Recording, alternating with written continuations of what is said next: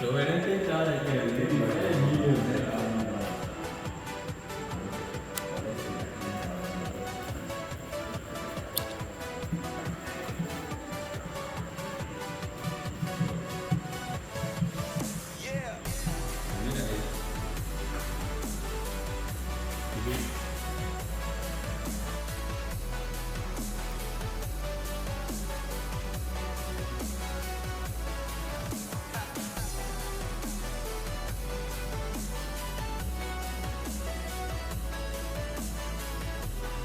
So if this thing is not just environment, it's not its environment.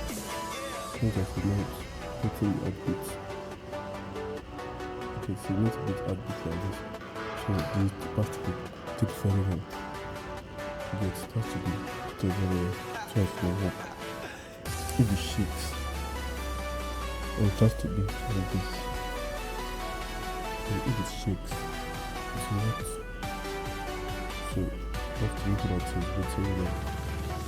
Then it's able to give you good figures like this. So that is it. So you should have the state very well. But when you do sometimes, I have to detect very close. You have to begin kind of values. So you see it. You have to look like this.